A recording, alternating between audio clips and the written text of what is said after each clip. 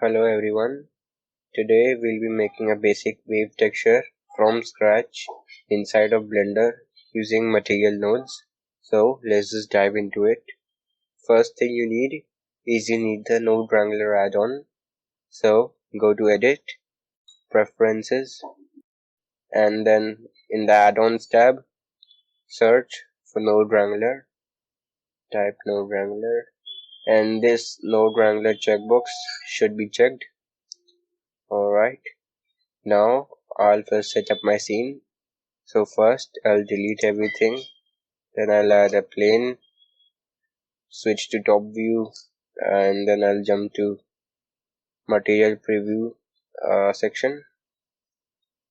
Okay, and then let's jump to the shade editor.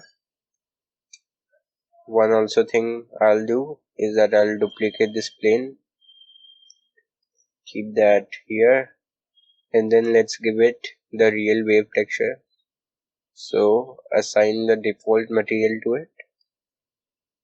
Let's remove the principled BSDF as we don't need it for now.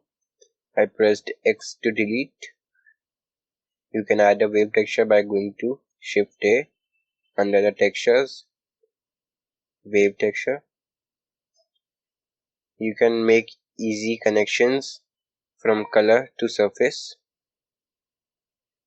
If you don't want to zoom right in and connect these two and you are quite zoomed out, another easy way is to hold Alt and hold right click, and this what it does is it tries to connect the loose ends together.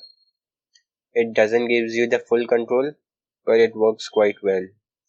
Also, this is a node wrangler add-on only feature. You can press Ctrl T to add the mapping vector and the texture coordinate node.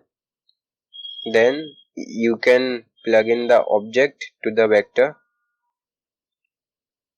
Okay, so this is what we'll be replicating inside of our materials.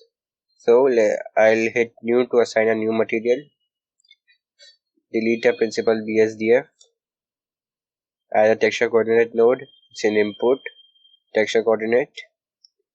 I want to plug in object to the surface, so I can hold Shift, Alt, right click, then drag. It will give me options as in what to plug and where to plug. So I want to plug the object into the surface. Also, I'll add a mapping vector. You don't need it in this simple example, but I'll be just adding it for ease. Then what you need is a separate XYZ node. So Shift A, converter, separate XYZ node. Okay, so first let me walk you through what I'll be doing and how I'll be getting these waves. So you can head on to this free website geogebra.org/calculator. It's a free powerful graphing calculator. So first let me show you a sine wave. So you can just type sine brackets x. So as you can see, this is a wave and this is exactly what we'll be using. So the top areas will represent the brighter parts and the bottom areas will represent the darker parts.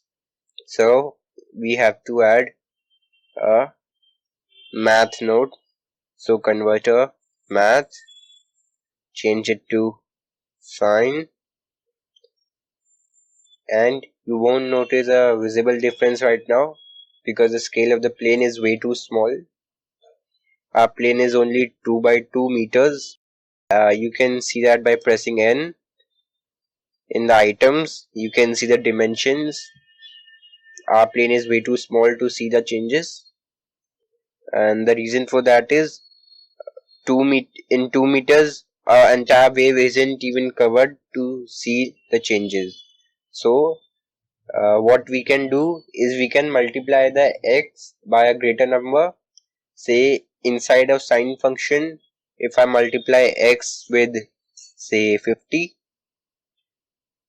you can see there are more waves squished into a smaller part, and that's exactly what we'll be doing. So we'll be taking the x-axis, then we'll multiply it, and then pass that multiplied value inside of the sine function. So I'll just duplicate this math node, changed it to multiply, and then multiplied with say 50. But you can see there we have a problem. So what is happening is the darkest part can only be 0. Inside of material nodes, -1 is just black and even 0 is black. So this entire area is black. I'll just remove the multiplication with 50 so that you can understand it better. So this entire trough part is black. So what we want to do is squish this entire wave between 0 and 1. So what we need to do is we need to divide this entire wave by 2 and then add 0.5 to it so that it's between 0 and 1. Let me show you right here. If you take the sine function and divide it by 2, you can see now the wave is smaller along the y-axis, and then if we add 0.5 to it, it's between 1 and 0, just like we want.